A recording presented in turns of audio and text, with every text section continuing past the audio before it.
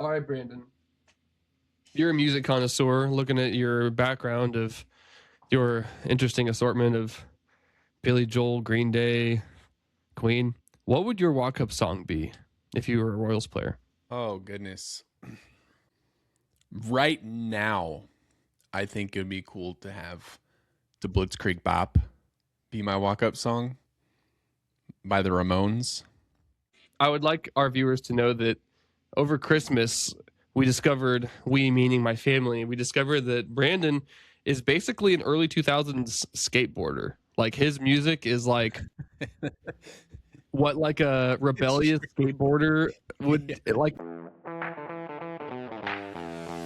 So I'll recall during my time with the then T-Bones. I will say before you say that, I would Go want ahead. something. I would want something that fans can like recognize and sing it with me. You know what I mean? That's what I would want. So that's why I like Blitzkrieg Bop, because that is an absolute like fan participation song. That seems like a baseball song in general. Like I feel like a lot of games I've been to, whether it's Royals or whatever other team, I feel like at some point they play that song to get the fans going. You know what I mean? It's one of those play it for 6 seconds in between pitches kind of songs. Mm-hmm. But I was going to say, shout out to my old manager Morgan with the T-Bones, now the Monarchs. I remember every time, well, not every time, but if I ever went to a game early to work, I'd be sitting around helping out, listening to people, helping do things. And on occasion, I would say once every other time almost, some random player with the T-Bones would just walk up and be like, "Hey, Morgan, I have a new song. Can you make this my song now? It starts at this time and you can end it whenever. It starts right here at this song." And the best part was it was almost always a player that is not American. So it'd be some like Dominican player, and it would just be one of those classic like doom, doom, doom, doom, doom, doom. Yeah. And hey, they were kind of bops. Like I know that whenever they walked up, it got them in the mood. So can't get mad at them. What would your song be? I didn't think about that before I asked you. Maybe like, I don't know, Crazy Frog or something. Doot. You should walk up to Crocodile Rock. That's a great suggestion. Elton John. Crocodile rocking is on the shotgun when your feet can't keep still. That's a great question. I'd have to think about that one. I don't think I have a good answer for you because I have too many songs that you know what? Maybe my walk-up song would be like a Family Force 5 song or like a Skillet song. Chainsaw? Yeah. Cranking like a chainsaw. Or like the... That'd be a fun one, honestly. Chainsaw? Yeah. Dude, there's so many songs by Family Force 5 and Skillet. Have you heard the new controversial Skillet cover? The Skillet... So Skillet covered... some Christmas song. I can't remember the name of it. It's not "Oh Holy Night." It's "Oh come, Emmanuel." It sounds really good. It's like a nice Skillet voice, but I personally loved it. It was crazy. It was awesome. Enough about songs. I did a Twitter poll. I saw a tweet by Sleeper Royals on Twitter that said, "What is the best Royals nickname of all time?" I did a Twitter poll, and I did the Executioner for Joaquim Soria, Moose for Moustakis, Country Breakfast for Billy Butler, and Pasquatch for Vinny Pasquantino. Tell me why I only got 3 votes, and they were all for different people. This is very non-conclusive data here, people. We need some backing from the people. We know you all of the Royals, so we need some of you guys to start speaking up. What's your favorite nickname, Brandon? I always thought Country Breakfast was fun. I don't even know where that came from. I don't either, but I think I enjoy the Pasquatch nickname right now just because there's so much that you can do with it. It's very marketable. Then they got the Pasquatch that goes and marches along the Hall of Fame every time he does something good. Where's the Pasquatch going to go in the new stadium? Where's he going to be marching? Are they going to have like a Pasquatch like forest off in the left put him field? up on a high rise in downtown because it's going downtown. Yeah, very interesting. I just there's something about Mexicutioner that's just so funny to me. Good wordplay, like Pasquatch. It's good wordplay there. It's like, you know, they're Moustakis. Lots of people have just these like shortened versions of their names. Like Alex Gordon was Gordo, and I'm pretty sure. Yeah, they're like Salvi, Esky. I'm pretty sure Barack Obama made fun of the Royals for that when they went to the White House, and was like, "You need to get better nicknames." Yeah. Really? Yeah. What a hater. Yeah, but is he wrong though? Like every MLB nickname is like, let me just slap a Y on the shortened version of your name. That's true. That's true. I'm not defending them, because if you remember when they did the City Connect thing where they got to put the nicknames on the back of their jerseys, and Esky was one of them, and I'm like, Esky, like you can't think of anything else. Like Salvador Perez was Nino, El Nino. That was good. That was pretty funny. Yeah. But Alcides Escobar drives like a gold Rolls Royce, but he can't come up with a nickname. I remember seeing that gold Rolls Royce downtown, and I was like, Esky. Speaking of downtown, are the Royals moving there? Well, let's talk about it a little bit. I feel like we got to talk about it a little bit because we're, again, at a really weird spot with news. And the thing going is, last week when we were on the podcast, we were talking about the Chiefs and how they were in Topeka, and a couple hours from our recording, they're likely going to announce a move to Kansas. That happened. So now the attention turned onto the Chiefs, onto the Royals. And what are they going to do? Is there still room for them in Kansas, or is it, oh, they're definitely staying in Missouri now? So we don't really know anything that anybody else doesn't know. But looking at the situation, you lost the Chiefs if you're Missouri. I think it's all hands on deck now to get the Royals to stay. And you now have entities downtown that are endorsing downtown baseball. You have Union Station that came out in a tweet that was just big history of baseball in Kansas City and how the Royals need to be in downtown. And we're lighting up Union Station blue in honor of the Royals to bring them here. Yep. So there's a big push now to make that happen. And maybe I'm just delusional, but I still feel like it's a really good possibility. And the big kind of the Crossroads got voted down. Kind of the other recent location that's been proposed is Washington Square Park, over near Union Station and the Liberty Memorial and Crown Center. That is smaller. It's like 11 acres versus the 17 acres that the Crossroads was. So it's smaller. And there's a question of, could they fit the district that they've been talking about for so long into that? But I actually like that spot. I know you were depends the orientation. Yeah, it kind of, not only does it depend on the orientation, because in one of the headlines you sent me, they were talking about, the Western Auto sign and the Washington Memorial. These are going to be great, iconic, intimate views for the fans, and that doesn't do it for me. Like, I really like that monument. I think it's great, but if you're downtown, facing away from downtown, it makes zero sense. And I also was just go ahead.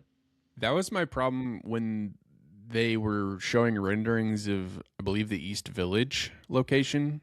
Is it was facing away from the buildings, and I just feel like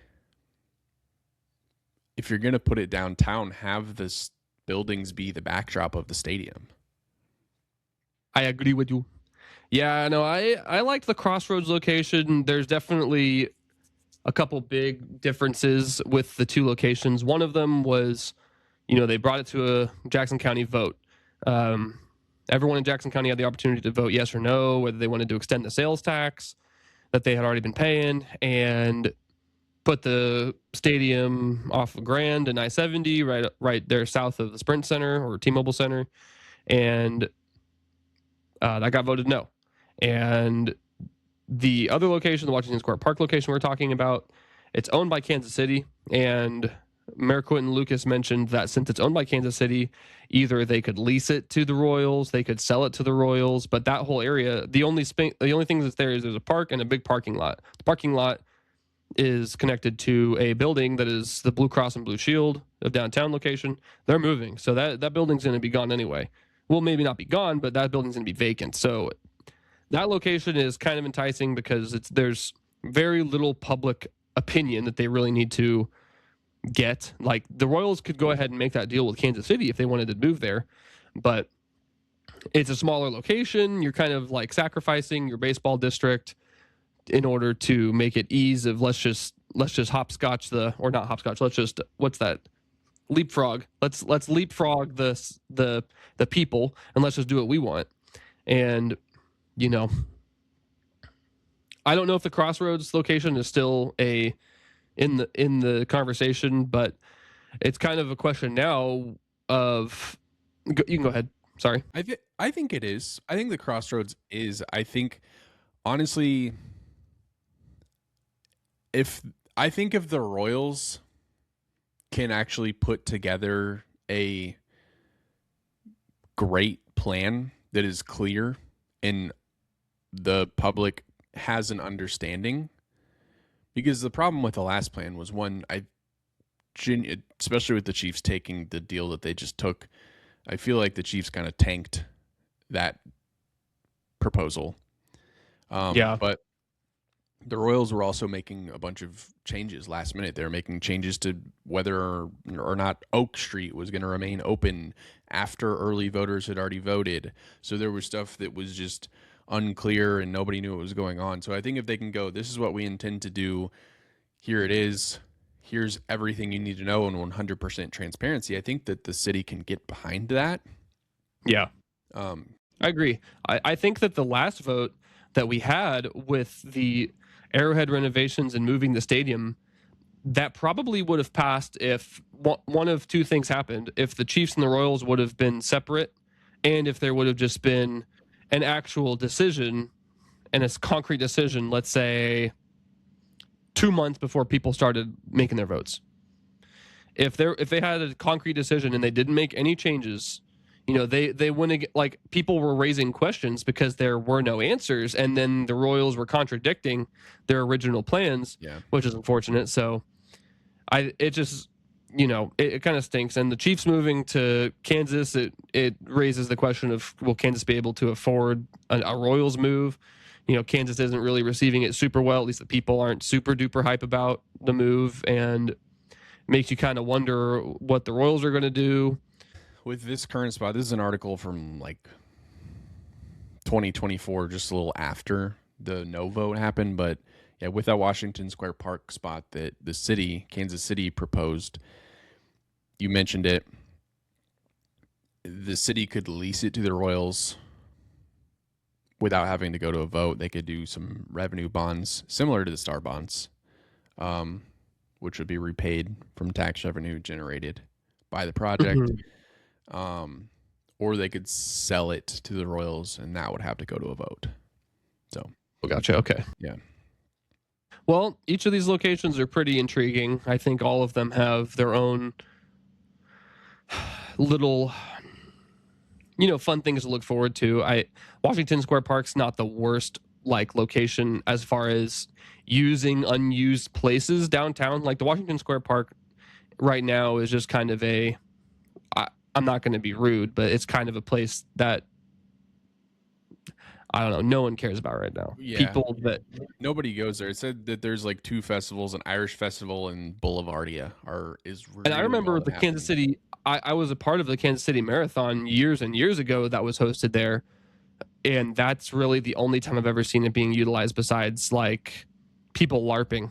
I've seen people LARPing in that Washington Square Park a lot, actually. Nice. They can LARP pretty on sick, the sidewalks outside the stadium.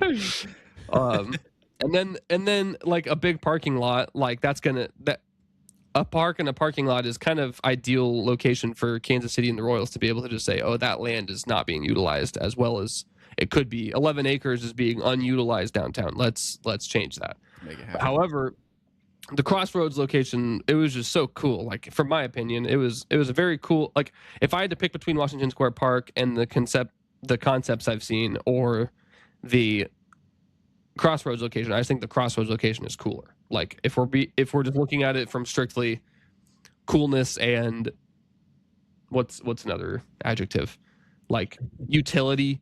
Like, it's connected to Power and Light District essentially with a big walkway, and there's a huge park being added above.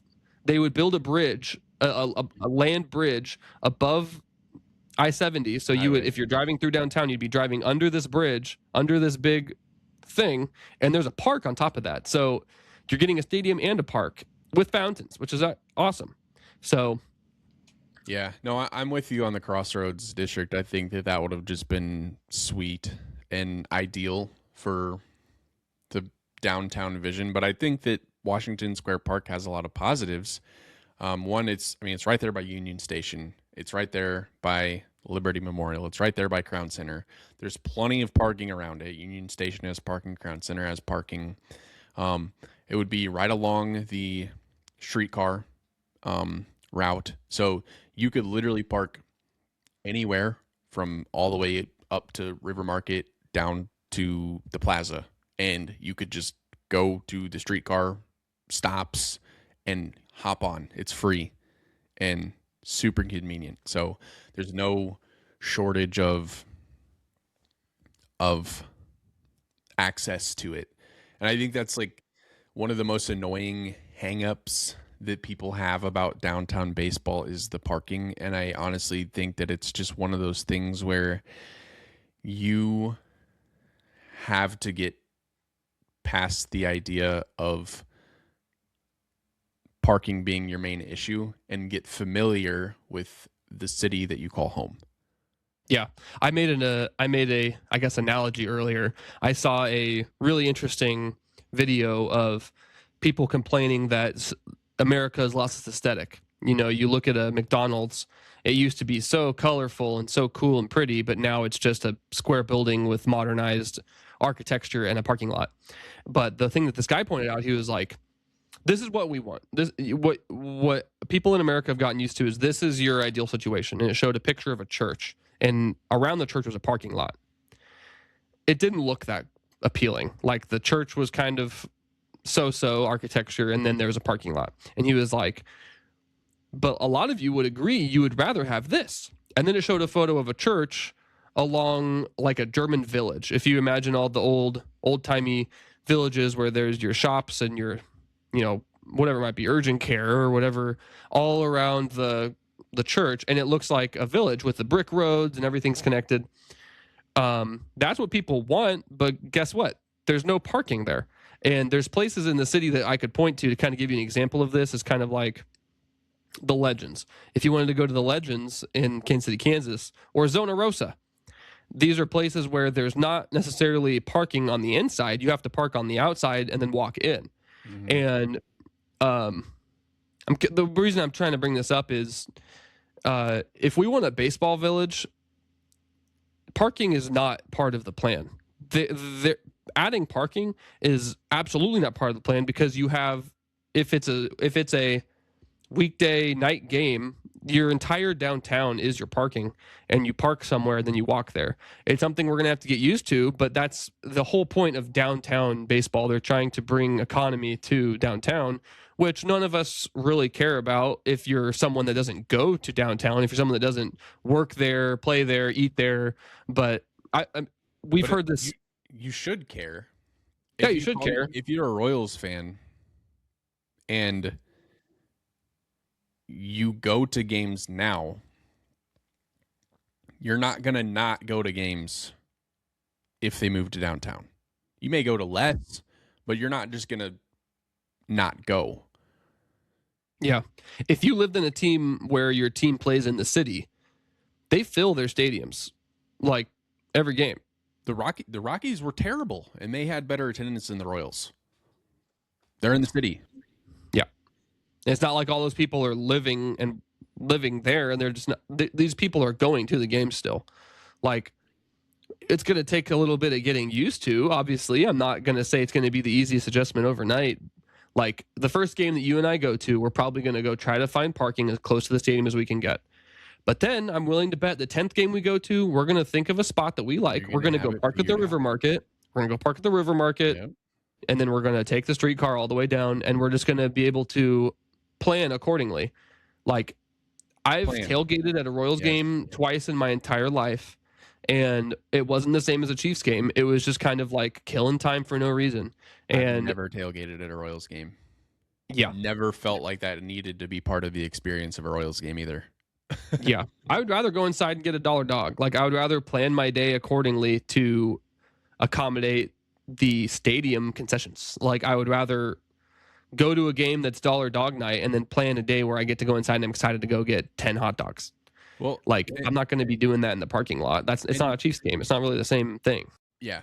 Thinking about tailgating or lack thereof downtown, what does downtown have that the Truman Sports Complex and surrounding areas doesn't? Restaurants. Restaurants and bars and everything. Bars. So you're going to have... Hey, you want to go get a coffee before the game? Guess what? There's a Starbucks downtown. Yeah. And there's many coffee shops downtown. And that's something that people are kind of... It almost makes me feel bad that they don't look at the potential and the fun opportunities that they're going to have, because every time I've gone to a downtown game, whether it was at Wrigley, whether it was in Minnesota, both times I've been excited to be downtown and go do downtown things. And like, the Royals are hoping that they can bring business downtown by bringing the game to there. So literally one of the coolest things, and this is a silly thing to be one of the coolest things, but downtown, like the Rockies, Coors Field has restaurants all around it. And you're like, okay, you just plan an event, basically. You're like, all right, where are we going to eat? Oh, we're going to go to this place that's a block from the stadium. We're going to go there and grab a bite and then literally walk into the stadium. It is one of the coolest things. Yeah. I remember we were in Chicago for Cubs, and after the game, we were walking, and it just so happened there was a Taco Bell right there on our walk home. And I was like, dude, I mean, Wrigley is in a different area, but yeah, it worked for me. You can walk to a Taco Bell from Kaufman too. That's true. It's like that or Casey's Pizza. Yeah. But yeah. So, and then if they were to go to Kansas, that would be a whole different conversation, because the Chiefs already said that they want to keep the tailgating experience. So they're probably going to build their own dome with their own parking there. So the Chiefs stadium, that's a different conversation. They have plans to keep tailgating. They were going to have that be part of their plans. And if the Royals move to Kansas, it's probably going to be in the same location or same area. There was that 119th and Knoll area by the Asperia campus, by the whole town center Leawood area, and that is getting a very, very, very bad public rap right now. So I would assume it would go towards the Legends, kind of over by where the Chiefs are going, where everything else over in the Kansas City, Kansas area is, but who's to say? And there's really no idea of what it would look like over there. It would the world is their oyster if they do that, but it's not downtown baseball. It's not downtown baseball, which is the whole reason they're wanting to move. So I personally am expecting a downtown stadium.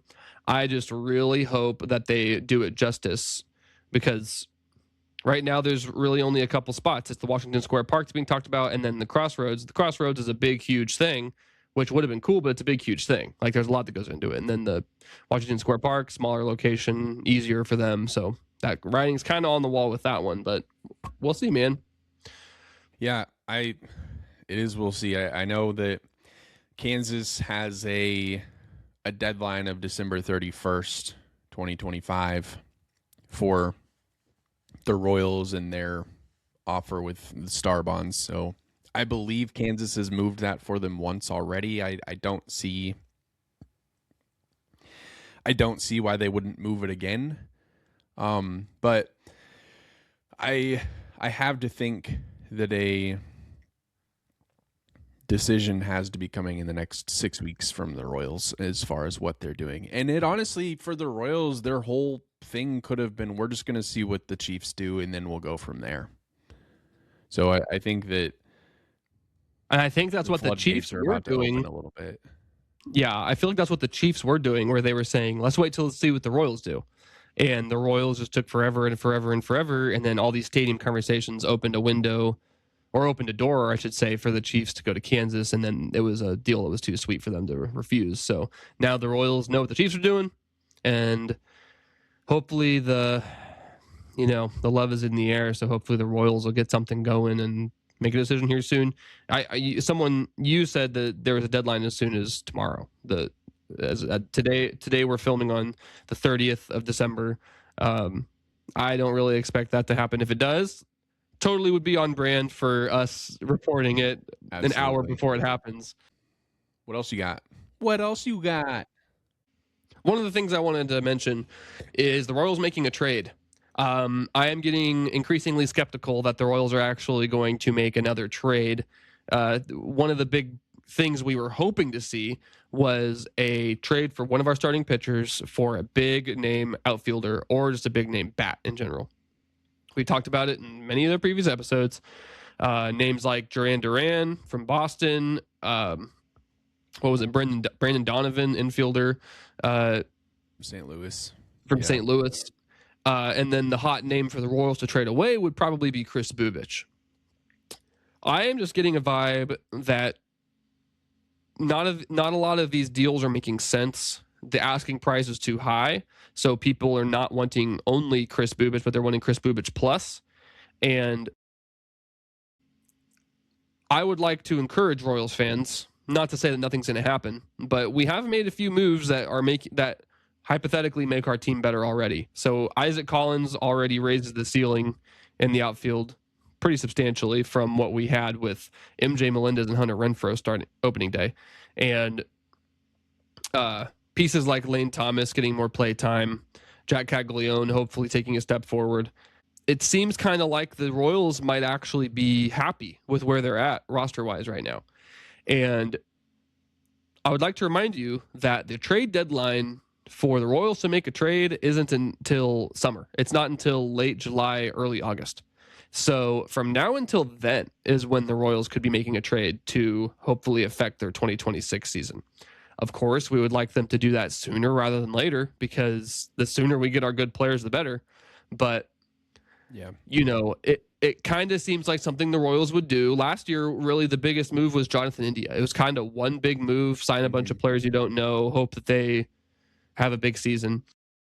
And right now it seems like we've made a lot more moves than I was kind of expecting the Royals to make, I'll be honest. And now that we have all these moves, I'm kind of wondering if we're getting a little I'm not saying we're getting a little complacent, it's the offseason, but I think that they're happy with the moves they've made, and they're not just going to go trading away a piece like Chris Bubich, who could be our ace borderline. If the asking price is too high, they're not just going to get rid of him. So yeah, no, I'm with you. I think content is the word I would use. That the Isaac Collins move, if they start the 2026 season with him in left field, I think that they're okay with that. I actually look at the roster. I would love for them to go out and get a solid bat, whether it be moving Chris Bubich or surplus of other starting pitchers that the Royals have. But But if I look at the roster and a potential lineup of if the season started today, I actually feel pretty good about it and the chance for success. I agree. So I don't think the Royals should, if the move is right, I think they should do it, but I don't think that they should feel like, oh, we have to make another move, right? Yeah. I don't feel like the Royals have to make another move. I just feel like if we were to go all in and go really balls to the walls for this season, I think that kind of move is kind of necessary. But I think we've talked about it in other episodes. If things fall a different order, if we have a couple different outcomes and a couple different games, last year's team was a playoff team. I know we weren't, but if we ran it back with the same team and Jack Caglione figures it out and we win 2 extra games, we are a game away from a playoff spot. If we have a starting pitcher not get hurt and we win 1 extra game, we are a playoff team. And then if we have 1 extra win in June at home, we are a playoff team. So the run it back mentality is I'm kind of feeling that right now, but it's not running it back when we've made all these transactions.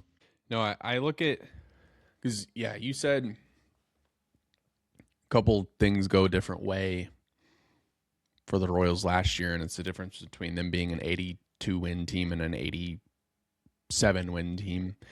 And looking at the AL Central, AL Central is weird because it's competitive.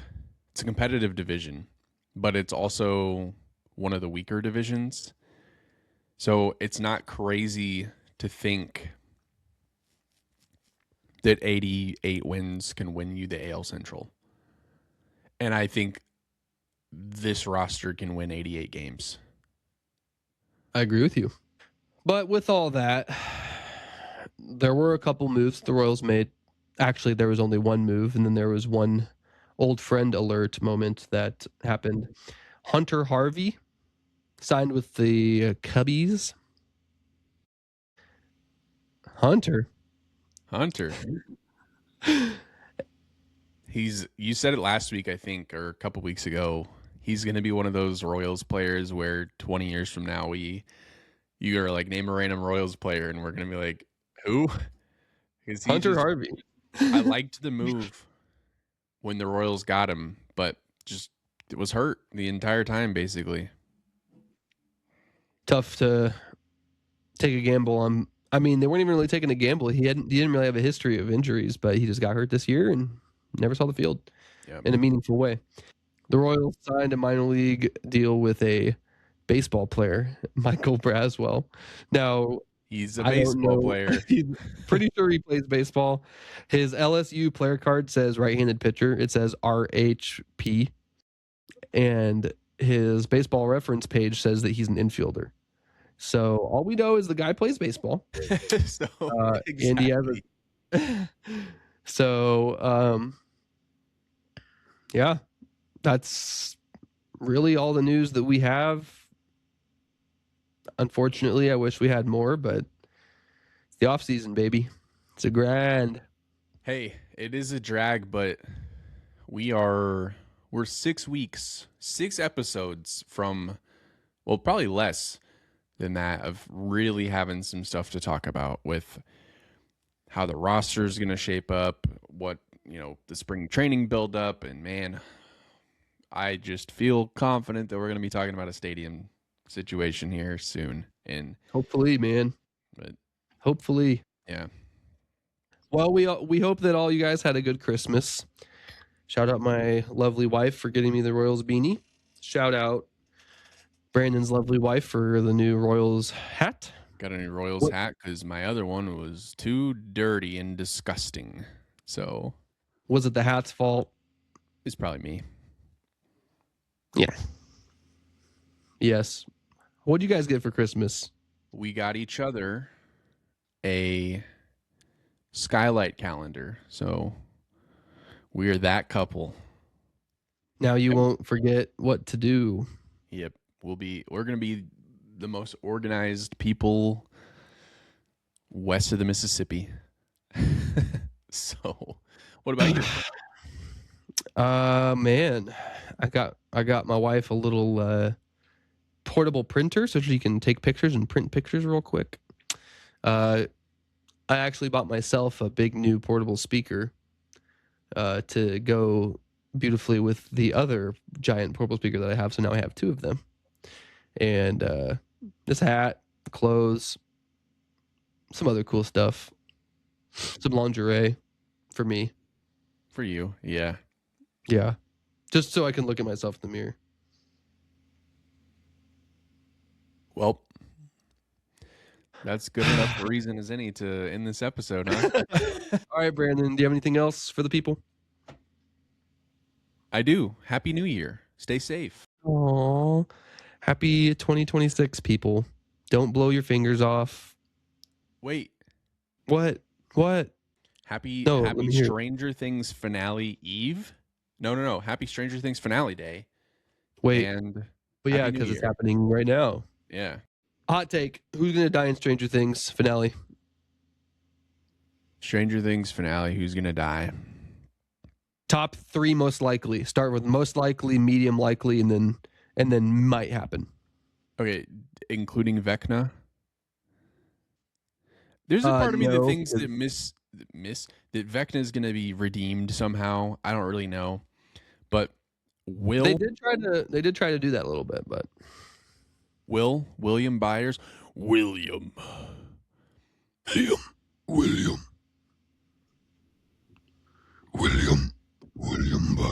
Oh, William, you are going to be my spy one last time. I think Will might die. I don't believe that Elle's going to die because I think out of all of the people in the show that deserve to have a happy ending, Elle is the one person that actually does, given everything her character has gone through. Yep. So she's not going to die. Steve or Jonathan. Oh, you know what? Hopper. They've been trying to kill Hopper for 3 seasons. He tried to kill himself. Yeah, for real. He's like, I just got a bomb strapped to my chest. Yeah, it's a little unnecessary there, buddy. Dude, I keep sending that SpongeBob meme to people where he's like, "There's a bomb strapped to my chest." What about you? I think it's going to be the sister. She's going to die. Kali, is that her name? Kali, I think. Yeah. 8. Okay, 008. Hot take is he'll die. Will sacrifice himself, or it'll be a small collection of B-list characters like Murray. Might sacrifice himself. I like that guy. What are you talking about? Schnookums might. Wait, no. Schnookums is Mr. Clark. Mr. Clark. Yeah. He's not going anywhere. So I'm kind of like those are my 3. I mean, when I say a back character, I'm kind of cheating by lumping together some, the background characters. But Karen Wheeler. Yes, perfect example. But she already had her moment on the big screen when she blew up the dogs, and then Mike was like, "Listen, Mom, it's a show about us, not you. Go away, Go Mom. lay down. Go lay down, Mom. 5 seasons. Get out of here. Go to bed, Mom. You've had 2 moments on screen this season. That's enough." Alrighty, Happy New Year's, everybody. Thank you for tuning in. We love you. All right. See you next year. See you next year. Peace.